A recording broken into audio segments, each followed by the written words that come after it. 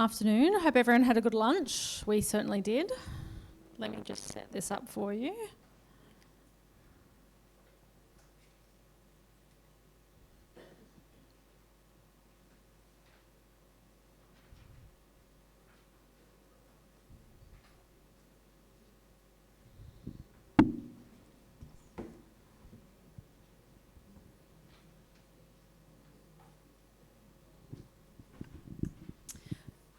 So yes, as mentioned, I'm going to run through this question of, do the universe and the earth have birth certificates?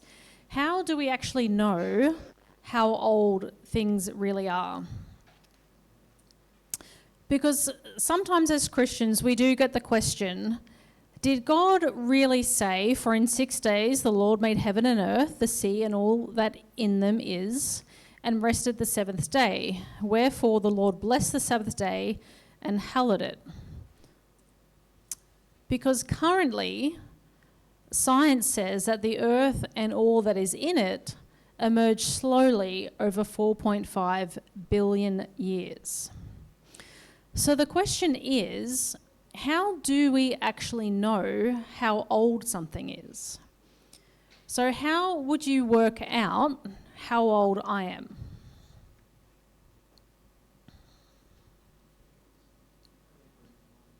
Pardon? When was I born? Or what if I wasn't a very good person and I told a lie? How would you know absolutely the truth of how old I am?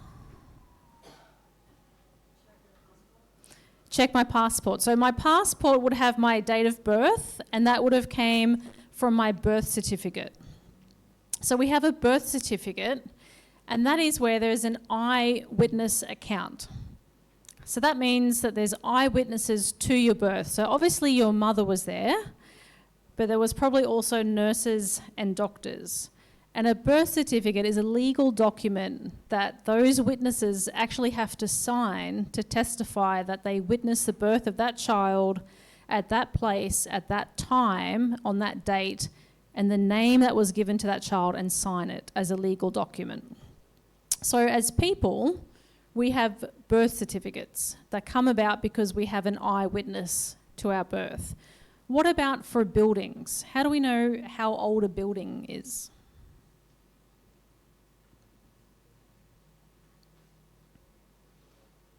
Any ideas?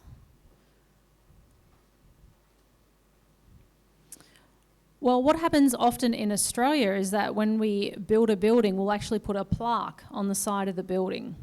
And particularly if it's a church or a school that it's built, it'll actually say this building was built and opened on this day to the glory of God. It'll actually have a plaque on the building. And in Australia, we'll even do it if we refurbish buildings. So I know in the school that I work at, which is a Lutheran school, we refurbished our science building. So the original plaque for when that building was opened is there, and now there's a plaque underneath it saying this building was refurbished, so it got a bit of a facelift, on this date. And it's nailed onto the building to testify when the building was built and when it was upgraded. So if people have birth certificates and buildings have plaques, and scientists say that the Earth is nearly 5.5 billion years old, is there a birth certificate lurking somewhere for the Earth? Is there a plaque nailed onto a rock somewhere that we missed? How do scientists come up with this age of the Earth? And the answer to that is something called radiometric dating techniques. Now, I'm not going to go through the science of how they all work exactly, but there's many different radiometric dating techniques. And some of these you may have heard from media or TV shows. Carbon-14 dating. Has anyone ever heard of that? You may not understand it, but you might have heard of it. Particularly if you go to a museum or go to a national park and see a plaque written, it may say how it was dated. But there's not just one or two, there's many, many different techniques that scientists employ. So the first one there is the K-AR, that's the atomic symbols potassium argon.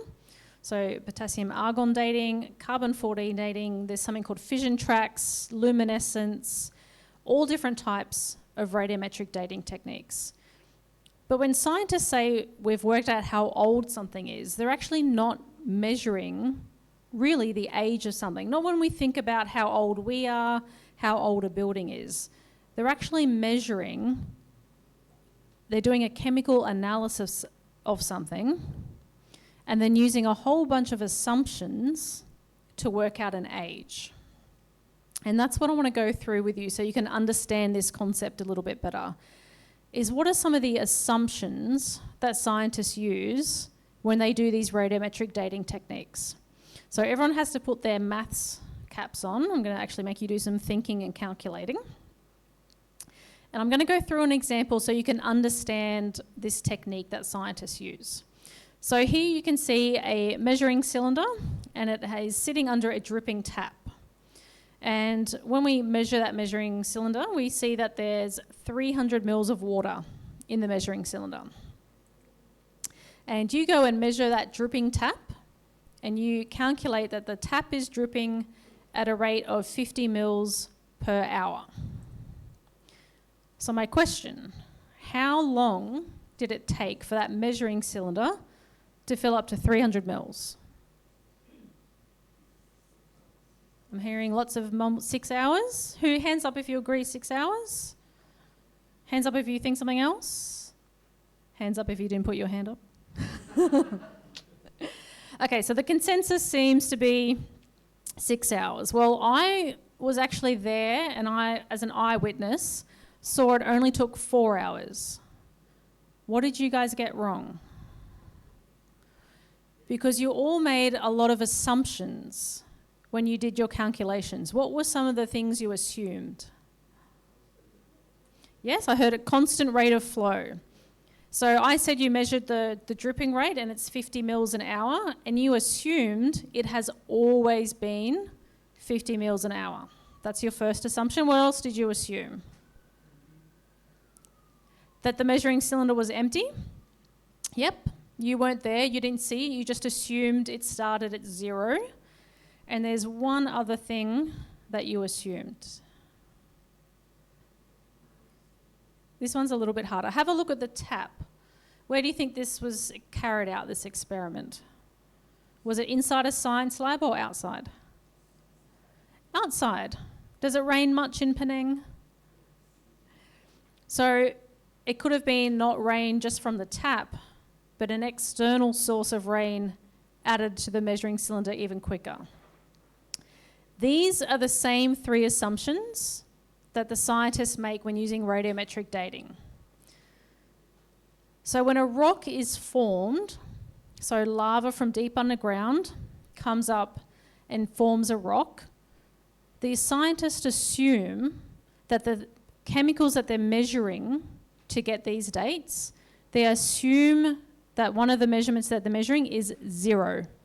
They assume the rock is empty of what they're going to measure for time. Just like you assumed the measuring cylinder was empty, they assume the rock is empty when it's made of the thing that they're measuring. The second thing they assume is that the decay rate of the chemicals they're measuring, the radioactive chemicals, is constant. Just like you assumed the dripping tap had a constant drip rate, they assume that the radiometric decay rate of these atoms is the same now as it was yesterday and 100 years ago and forever. And the last thing they assume is that there's no contamination of these chemicals that they're measuring from an outside source. So just like you assumed it didn't rain, there was no extra rainwater added, they also assume that the things that they're measuring in the rock is only from the rock. There's no external entry, there's no contamination. Now the problem with radiometric dating is that all 3 of those assumptions have been proven wrong through experimental observational science. So we've actually measured decay rate, and we know very much well for carbon-14, carbon-12, that the rate isn't constant. but scientists still use radiometric dating techniques. So even though the three major assumptions with the technique have all been proven to be false, they still use radiometric dating. How do we know these assumptions are false? Well, we take rock that we know the age of, and we've gone to get it tested by scientists. So here you can see a slide that has Mount St. Helens erupted in 1980. So we have many eyewitnesses to that eruption in the USA. We can see lava flowing up, flowing down, cooling and becoming rock. So scientists can actually see the volcano erupting. They can see new rock forming. So that erupted in 1980. In 1996, they went and took a sample of that new rock and sent it to the scientists to test it. How old should the rock be? 16 years. The scientists in the lab using potassium argon dating said that rock is anywhere from 350,000 years old to 2.8 million years old. But yet eyewitnesses saw it being formed 16 years ago. A little bit of an error, isn't there? Just a few zeros off. It gets worse. So similar thing in Hawaii. Hawaii, a volcano there, erupted in 1800. We know this because we have eyewitnesses to the eruption. They know where the lava flowed, where new rock was created. In 1968, scientists went and sampled the rock and sent it to a laboratory. How old's the rock? 168 years old. The scientist in the lab using potassium argon dating said that rock is anywhere from 160 million years old to 3.3 billion years old.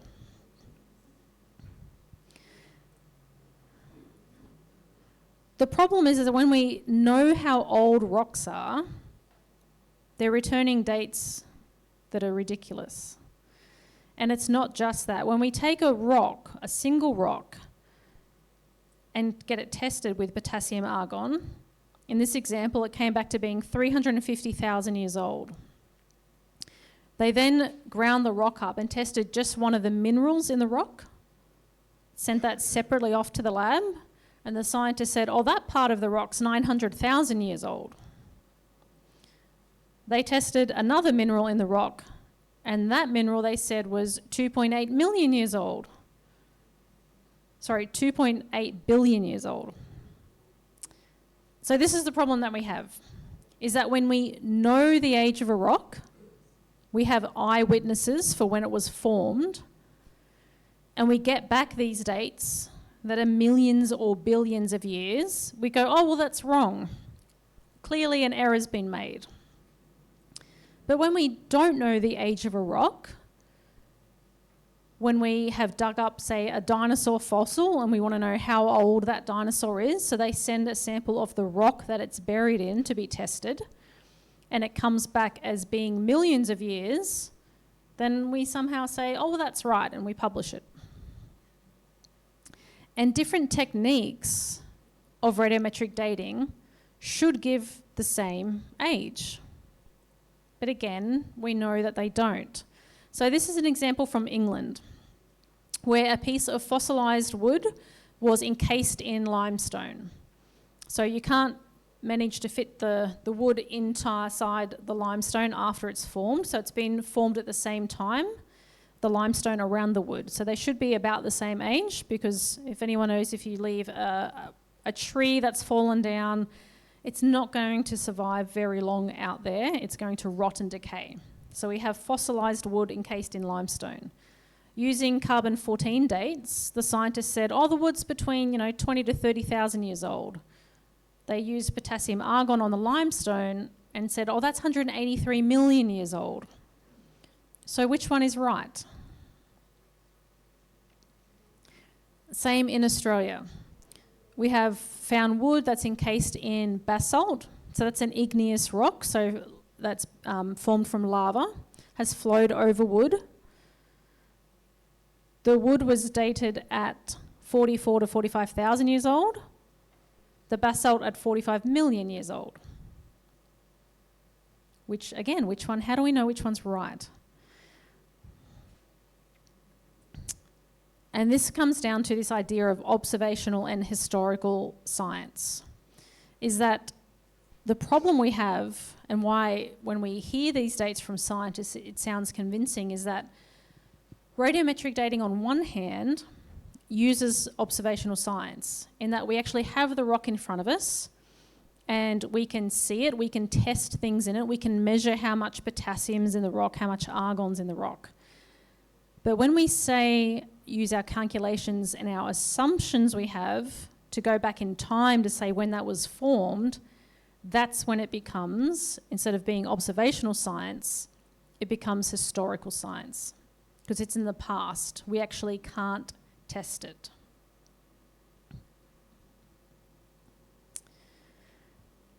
The other problem in terms of how old things are, this question of how do we know how old things are, a lot of people may say, well, when we actually look outside and we look at landscapes around us, don't the observations that we make today, the things that we see, very slow geological processes, doesn't that prove that the Earth must be really, really, really old?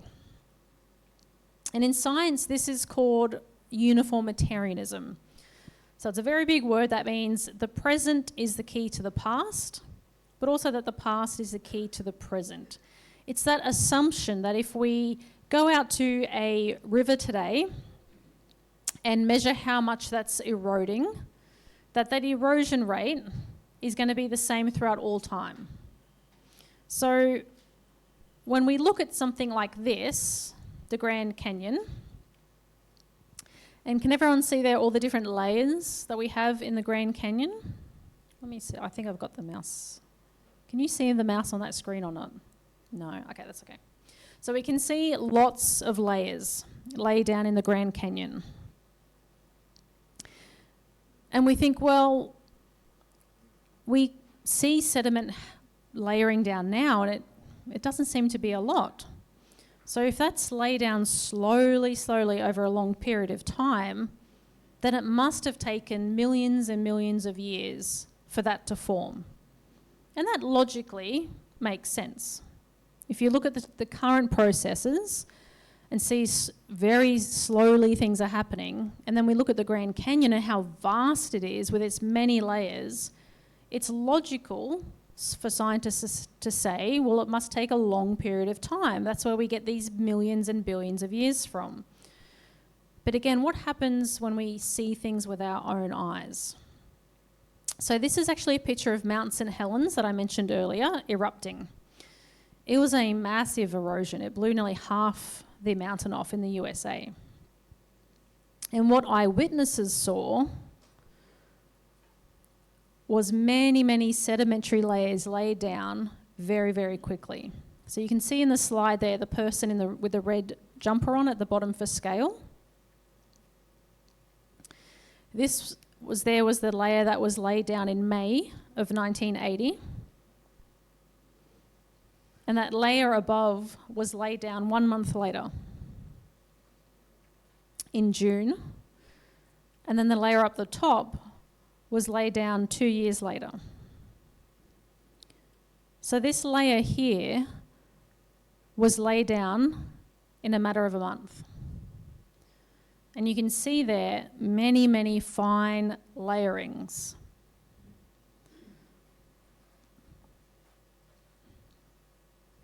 That there's zoomed in on one of the layers in Mount St. Helens.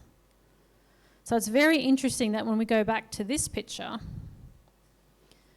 when we have eyewitnesses to show that sedimentary layers can be laid down rapidly, quickly, and that each layer is not a long period of time, then when we look at the Grand Canyon, those millions of years disappear.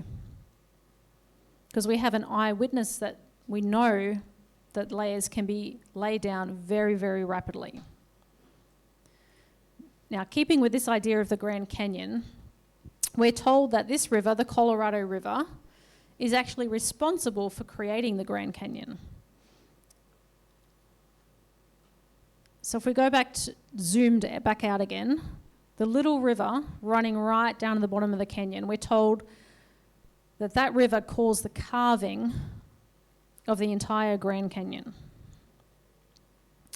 Now, scientists will look at that and they'll go and measure the erosion rate of that river, so how much it's eroding the canyon today, and they'll use this idea of uniformitarianism. Well, if we can calculate how much the river's eroding today, and we say that it's that same rate throughout all time, that it must have taken millions and millions of years to carve the Grand Canyon. And again, it makes sense logically when you say it like that. But again, let's have a look when an eyewitness sees things. So this here is called, very imaginatively, they call this the Little Grand Canyon. Now, the Little Grand Canyon is 1/40th the size of the Grand Canyon. And you can see there's a small creek running through the bottom of the canyon. How long do you think it took for that canyon to be formed? I need a few guesses.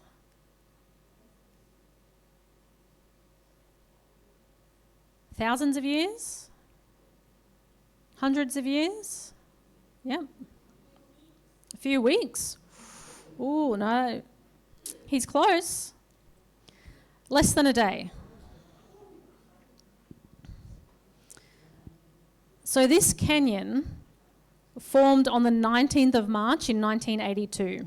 So this is also a result of the Mount St. Helens. So Mount St. Helens exploded in 1980, and this is the Little Grand Canyon was created, all the sedimentary layers.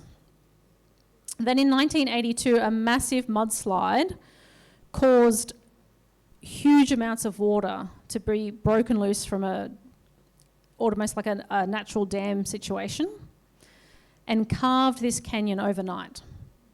Can you imagine waking up to that in the morning? So that canyon, when you see the sedimentary layers, they lay down very quickly in a matter of months. And that stream that you see at the bottom of the canyon is only there because the canyon is there. The stream didn't slowly erode that canyon. It was a massive amount of water from somewhere else that carved the canyon out, and now when it rains, there's a small creek at the bottom of the canyon. So the canyon is responsible for the creek being down the bottom. The little creek did not take a long time to carve that canyon. In fact, it had nothing to do with the canyon at all. And we actually know that water can make powerful changes to our landscape. This is Oroville Dam in California. It burst the dam wall in February in 2017. So again, eyewitnesses, and this was video, like you can actually go on YouTube and watch it break through and watch the water flow. So over 18 days, water flowed before they could stop the water flowing off the spillway. It carved a canyon 50 metres deep, and they actually believe that canyon was carved in the first 3 days. It moved grey-blue metamorphic rock, which you can see right down at the bottom is now in the river. 1.3 million cubic metres of rock was moved in about 3 days. So when we have these eyewitness testimonies of water doing amazing things, of moving huge amounts of material, of carving canyons, if we go back to the picture of the Grand Canyon, do we look at this a little bit differently? Is the Colorado River down the bottom of the Grand Canyon because it carved the canyon? Or is the Colorado River there because a massive amount of water carved the Grand Canyon and now a river just happens to run down the bottom of it? Can anybody think of an event described in the Bible that describes a massive amount of water changing the face of the earth? Noah's flood. How long did Noah's flood last? Ooh. 12 months? So if most of these layers were laid down within a year, then where are the millions of years gone for the Grand Canyon? They're completely washed away. So we have an eyewitness that a global flood did occur, and a global flood laid down all of the layers of the Grand Canyon, and then as the flood waters receded off the earth, carved the Grand Canyon, and now we have the Colorado River flowing down the bottom of it as a result of that. So it's amazing how our worldview changes how we see things. See, our worldview is what we believe about the world, and it affects how we interpret what we see. As Dr. Kahn said, it's sort of like glasses or lenses. It's a filter how we interpret reality, and your lens can distort what you see. Because you see, when I look at the Grand Canyon, I see the result of Noah's flood. But someone who doesn't take the Bible as being historical and accurate and trustworthy will look at the Grand Canyon and still say, no, that had to have happened over millions of years. So our worldview affects what we see around us. So I'm going to change tack a little bit now. I've covered dating techniques of how we scientists say that they know how old things are, and we know now those methods are unreliable, that they're not trustworthy. And I wanted to speak just a little bit about the Big Bang. And it's interesting if we look at different cultures. There was a question earlier this morning about the creation narrative and different cultures arguing about, was Genesis taken as a story from other cultures? What effect do other cultures have on our understanding? And ancient Greece, Rome, India, and China, all of these cultures actually believed in an eternal universe. So that means these ancient cultures believed the universe was just always here. It didn't have a beginning, it's not going to have an end, the universe is eternal. And this very much clashed with Jewish and Christian beliefs, because very clearly our Bible in the book of Genesis says that God created the universe at a very specific fixed point in time. Now, scientists up until the 20th century actually believed that the universe was eternal. And that all changed when Einstein, with his general theory of relativity, his calculations revealed that the universe actually had a beginning. And this was in 1916. Now, Einstein, he didn't like his discovery. Can anyone think of a reason why Einstein didn't like the discovery that he made? It clashed with his worldview. See, scientists discovering that the universe had a beginning was very different to what scientists had said up till then. Scientists had said the universe is eternal. The universe isn't created, there is no beginning. But Einstein, when he did his calculations and realized the universe had a beginning, it challenged his worldview because he knew it pointed to God. He was so troubled by this, he actually introduced this thing called a cosmological constant into his equations. And when he introduced this, it changed the results of his calculations, and it said the universe was eternal. He fudged it. And Einstein says that this was the biggest regret and mistake of his career. Because when we think of Einstein, we think he's a great scientist. But he actually was fraudulent in his calculations here because the results so troubled his worldview.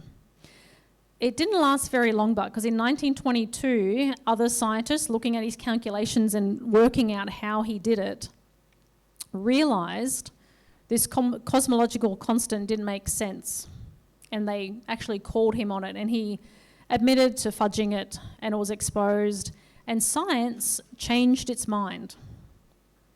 Science from then on said the universe had a beginning, and science now pointed back to the book of Genesis.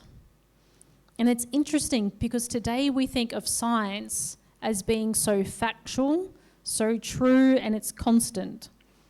But as you can see, science changes. Scientists prior to 1916, physicists, were telling everybody the universe is eternal. That's what science says. Now, scientists say, no, the universe had a beginning, and we've come up with a model called the Big Bang. So it's just an interesting point to make that when we hear science today, we need to realise science isn't fixed unless it is experimental science. See, the problem with cosmology, that is the study of the stars, the universe, the things that aren't on Earth, the study of cosmology isn't observational science, is it? It's historical science. We can't run an experiment on a black hole, can we? We can't run an experiment to see how a solar system's formed. Cosmology is historical science. That is, it's an interpretation of the past. And that's why cosmology is always changing, just like at Einstein's time. So we need to have that idea about what is observational science and what is historical science. But there are a few problems with the Big Bang model. And I'm just going to go on raise two of them. So Big Bang has a distant starlight problem, and it also has a dark energy and dark matter problem. Now, this distant starlight problem, sometimes this is actually used as an argument against biblical creation.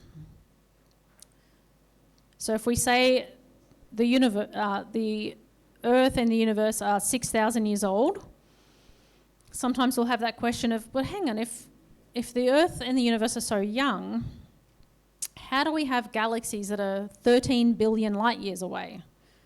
There's an age discrepancy there. How do we handle that? Well, the Big Bang model also has what we call a light time travel problem. And this is because of something called the cosmic microwave background radiation problem, CBM. So the idea of the Big Bang, everything came from nothing. And I think Dr. Conn touched on this. That in itself is a miracle they believe in without a miracle maker. But after believing that everything came from nothing, it's this idea that the universe then expanded rapidly. With that comes a background radiation that we've been able to detect from Earth. Their model is that that background radiation should actually be different temperatures in different parts of the universe. But when we measure it, it's essentially the same everywhere, in every direction, and it's very, very precise in its measurement that it's the same. The problem is that the regions of the universe that are now, they're causally disconnected. It means light has not had time to travel between them. This is according to the own Big Bang model. They should have different temperatures according to the Big Bang model, but they don't. Everywhere we look, the cosmic microwave background radiation is the same temperature in the universe. And this is a very big problem for the Big Bang model.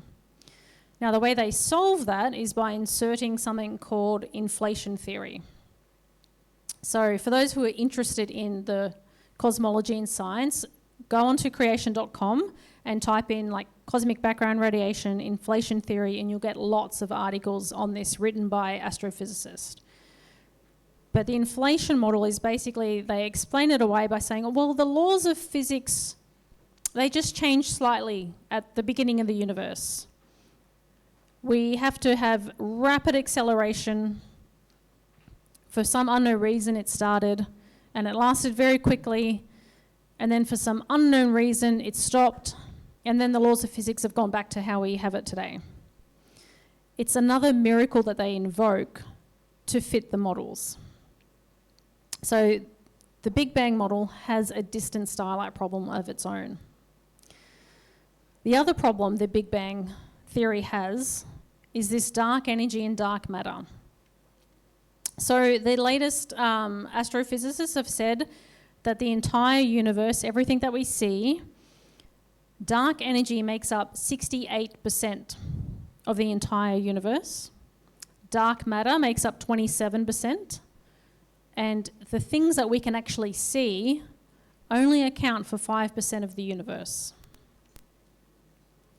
The problem is that scientists have been searching for any evidence of dark energy and dark matter for over 40 years, and they've found nothing. So some of you might know the Hadron Collider they built. People were afraid it could destroy the Earth when they turned it on, trying to find these particles that would say something about dark energy and dark matter. So billions and billions of dollars have been spent trying to find any evidence of this dark energy and dark matter, but they've found nothing. So the question is, why is something that's never been observed in the theory to describe where everything came from? And the answer is this, is that when astrophysicists look at the universe and we look at the observational data that we have, it actually doesn't fit the physics that we currently have.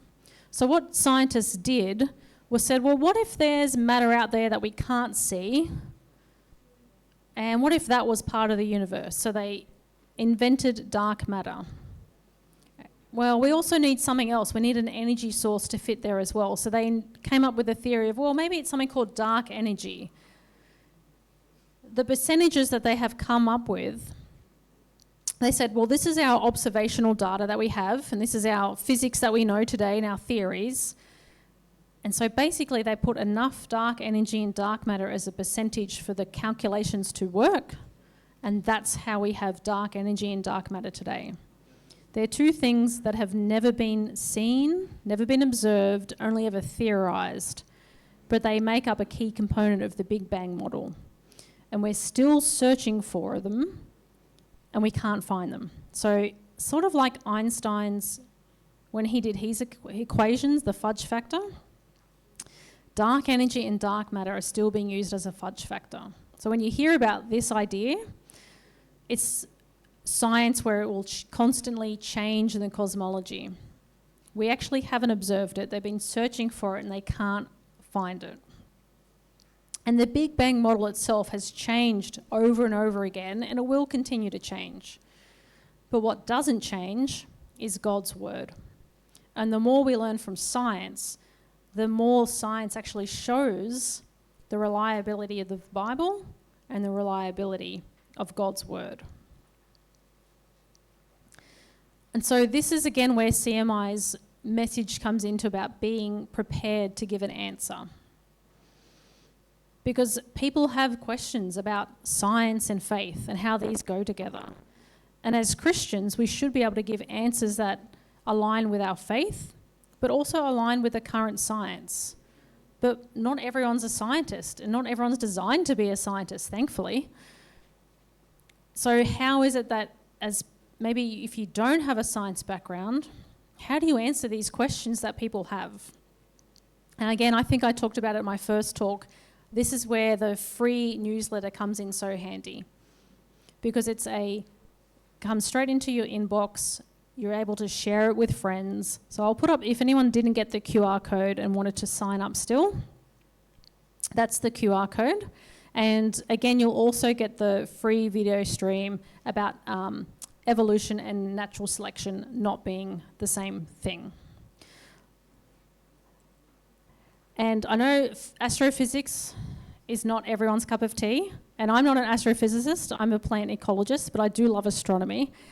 But if you have really big questions about cosmology, how all that time dilation works, visit creation.com, go to our search engine, type that in, and you'll get many, many articles written by astrophysicists these are research scientists who work in that field, who are publishing in the sciences in that area themselves.